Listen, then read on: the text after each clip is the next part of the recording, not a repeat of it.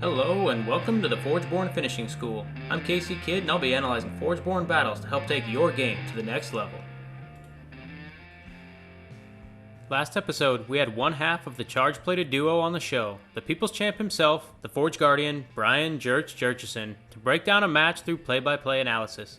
Today, we are going to look at the nuts and bolts of a specific deck, and talk about its strengths and what led to its fusing. After this quick primer, we'll jump into 3 short battlefield analysis sessions. Before we jump into it, I have some very exciting news. I've created my first set of alternate art cards and shipped them off to our Patreons. Our Patreon up until now has expressly existed for those willing to show their support for the efforts that go into the show. After some time with this channel, I really wanted to reward them with something special. Each patron has likely received their shipment of 4 different alt art cards by the time this episode is dropped. The eagle-eyed Forgeborn will notice a theme with the cards that is a clue to an upcoming event that has yet to be announced. I can't wait for this big project to get its wheels under it and start moving. It will need a lot of community involvement to be successful, so stay tuned. If you want in on the first ever Forgeborn Finishing School alt art card set, you haven't missed out yet. I'll be sending one more shipment of cards to any new Patreons. Anyone that supports at the Refreshing Specimen or Krogius level by 30 June will get their own set of cards. I do have to mention that shipping is covered in the Patreon subscription for any continental US destination. For international shipment questions, please send me a message through Patreon. Let's move into looking at one of my new favorite decks. I call it DJ Drix and the Funky Bunch. This blue half alone was the inspiration for this fusing and caused me to go find a viable partner.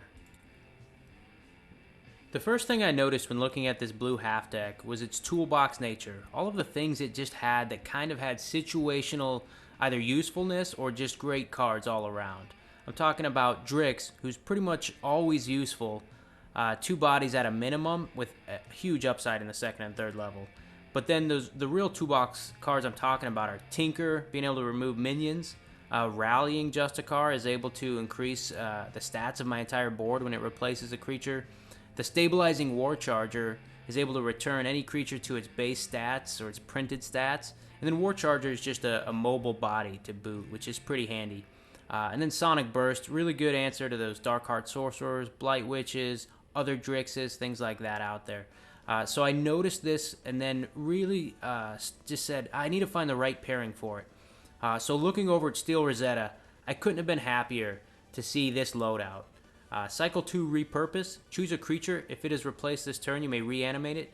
This is phenomenal with Drix, or any other card that really has an activate ability, to be able to reuse that activate ability in the same turn. Moving on to Cycle 3, it has Enhance. Play a Gizmo minion, upgrade a card in your hand. This is an extremely powerful combo, not, in some people's minds, not quite as strong as Army Commander 3 for upgrading that card twice out of your discard, but it does still pair really well with Krogius, so my mind started going there just a little bit. And then 4, Inspire. That means it's going to take the 4th cycle Forgeborn ability of whoever I pair it with. So that could be important that we have to keep an eye on. And then also looking at that Enhanced 3, then going back to the blue deck, I see Aetherforge Oracle. That's also another great card to help level up Krogius. Because what Enhanced does is it only allows you to upgrade it once, but it does it in your hand. So when playing a deck with Enhanced at Cycle 3 and Krogius, you have to play it at least once in the first 2 cycles or upgrade it through another means. And for me, that's either Energy Surge, Prison, or Aetherforge Oracle. So it has the options to do things like that.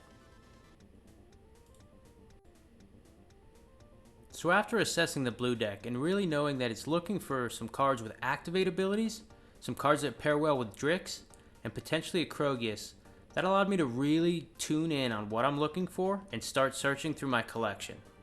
So by putting in a filter of Krogius on the collection manager, that knocks out 1 rare card out of the collection that I'm looking for and really just tunes down my collection to let me look for. And then I'm looking for also great activation cards. So one that I put in my mind was Taliesin. Being able to activate and play free cards is phenomenal at any rate. It is worth noting that at levels 1 and 2, your opponent gets to play a card, so we have to be cognizant of that. But it does pair really well with Drix, and really well with Repurpose at Cycle 2. Another card that was high on my list of things to look for was the Utera Charger. Utera Charger paired with Drix is also very strong, because when it comes in to the field and gets to battle an opposing or an enemy creature, it gets to use the Gizmo buff or the Drix buff before it starts the battles. So you can end up with some pretty large Utera chargers clearing your enemy's board based off that alone. Then any other cards we're looking for in the green would be things of, toolbox nature. Leyline Vermins are very strong, very good. Able to shut off creatures' abilities for a turn is very strong. And then, other replacement creatures, which there's a couple of great ones in Utera. Shardplate Delver's one that makes its appearance in this deck. Some other things to look out for, would be the Uterodon Mauler is a great one, or the Asperian Steelplate. Those two would also be really good things that I was looking for. But obviously in Soulforge Fusion, you don't get to pick all your cards, right? So you're just kind of looking what half deck blends all of the things you want together as much as possible. And this is what I ended up finding and settling on. Now looking through this list, so some of the things that I've already mentioned, but some that I haven't. Spring Dryad is a pretty good card itself, but it also pairs well with Drix because you're putting multiple bodies on the board when you activate it to play Gizmo, so you're getting that additional life gain. And then Torgmai Guardian, aka I Am Groot. This is one of my absolutely highest climbing cards in power in my mind. I'm not saying it's going to be your best card, but of all the cards that I look out and I see on a deck that, I'm happy to see that's there, just below the tier of I need to see that's there, this guy's climbed up pretty high. It can become a really major threat to your opponent.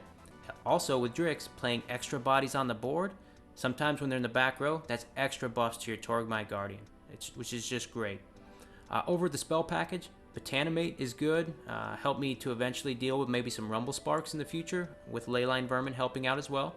And then Dendrify, I can turn creatures into Oak Fathers, which is very utilitarian. And so that's why I ended up pairing this deck together. I think that they had some very synergistic cards and some very maybe less noticeable synergistic pairings. Just like all of the replacement things that add in, but then the protective Tinker is a back row creature for the Torgmai Guardian. Things like that. Just small little bundles of goodness that sometimes when you have a bad hand, those little extra things kind of pay off and help give you that extra boost. The last thing I want to hit on here is the Oros Forgeborn abilities. Not going to show it here necessarily, but for the sake of this deck, the 4th cycle ability on this Oros that I paired into it is Shapeshift. Give a creature +10/+10, that's so attack and health, and it has all creature types this turn. So really, there's nothing really in this deck that takes advantage of the all creature types this turn, like a Forge Seal would or something of that nature. But 10/10 in its own right can sometimes end a game, in the 4th cycle. So I wasn't ecstatic to see that one, but I definitely wasn't unhappy, and it paired well into the deck. So let's jump into some battlefield analysis here. Right into the middle of the turn, we can see that I have an activated level 2 Drix on the board, and my Spring Dryad is facing his Spring Dryad in a losing battle. So I've left myself the option open to repurpose and replace that Drix if I want to, or I can save it for next turn. But he responds with a Shambler and gains some health off the Spring Dryad, moving his Rooted Ravager up into the front row, which does limit where my Drix might end up after I replace him. So looking at my hand, I have that Shardplate Delver in hand, which is a great replace card. Obviously, I would like to just replace the Gizmo and go toe into the Ravager potentially and move on, but that Hibernating Shambler that he placed in front of my Drix really is something I don't want to leave on the board for very long. The more it stays on the board, the more benefit he's going to get out of it. And right now, none of their other creatures are dying on the board. So that being said, just kind of doing the math here, seeing where we want to put things. Flip repurpose, name Drix. This is where we're going to drop the Delver. Okay, so Drix is going to leave the field, but the Delver's going to come in, and it's going to get the +2/+2 from the Drix replacement, and then the +3/+3 from the Shardplate Delver replacement. Now, Drix is going to come on the board, and it's going to replace the Tinker. So we move the Tinker to the banish pile there, and then moving on, now we're going to activate Drix. Well, step back, gain 1 Spring Dryad for the Delver, 1 Spring Dryad health for the Drix. and then 1 Spring Dryad health for the gizmo that replaces this gizmo and gets +2/+2 from the gizmo that was on the board and +2/+2 from the Drix that was on the board. So from this you can see that it's pretty strong ability to move the Drix out of the way of something that could be a threat, use the Shard Plate Delver, and get a lot of extra triggers of the Spring Dryad. And now we're looking at moving into the next round with a Drix on Forge with the ability to activate. So let's see what we draw here. Alright, so we have the Drix ready, and we have the Stabilizing War Charger, the Utera Charger, and Krogius, Protective Tinker, and Spring Dryad. So this is a difficult hand because there's a lot of good cards that I really want to play.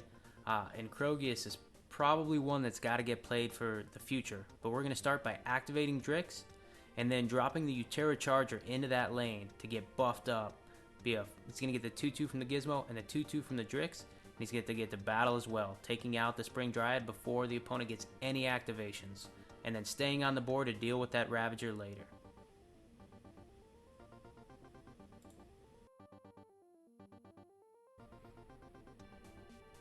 Jumping over to another scenario, we can see that it's a fairly even game in the second cycle.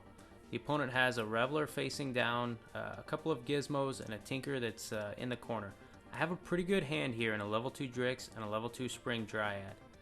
My Dendrify and Botanimate are under-leveled, so may or may not be able to assist. He responds with a Leyline Vermin and turns off the Gizmo in front of the Leyline Vermin. This is where Repurpose gives me a lot of flexibility to lead out with Drix if I want. And so oftentimes I'll do that in this deck, is lead out with a Drix, especially knowing if the opponent's deck can't really remove it very easily.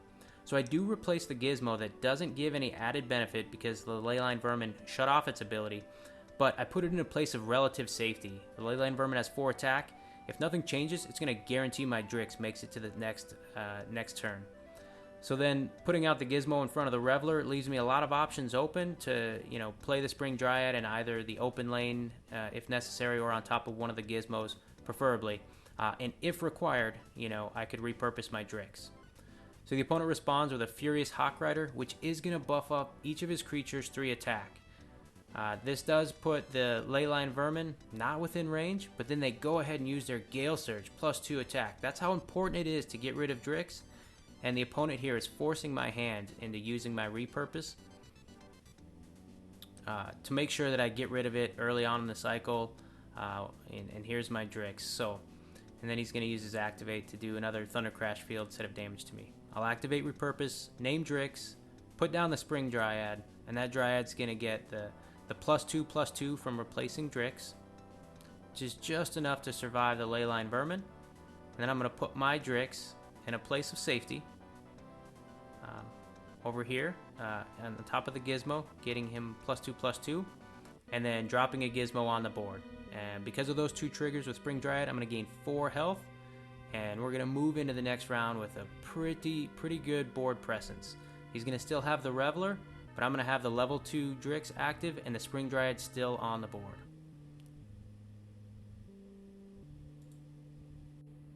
Up until now, our battlefield analysis have shown the power of repurpose and Drix.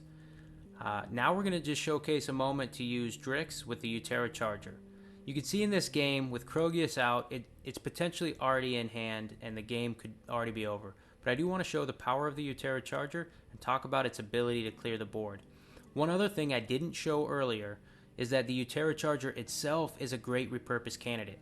If you could put a Utera Charger on the board, clean up 1 or 2 monsters on your opponent's side of the board, and then keep your Utera Charger alive, you could flip repurpose and recycle that Utera Charger so that it gets its deployability again at full health as well. So that's something really strong to look out for in decks like this, and really something that made me want to look for the Utera Charger when I saw the repurpose, saw the Drix. I knew it could just be a very powerful ability to kind of keep in the back pocket and really pays dividends in a lot of games. So right now, the opponent's looking, really kind of going through their numbers, trying to figure out what can they do, probably figuring out all the life totals. As I said, the Krogius is on the board. This is a really difficult situation to come back from. They play a Glowhive Siren, gain some much needed life, but here's where I will throw down the Utera Charger, without too much hesitation after they complete their turn.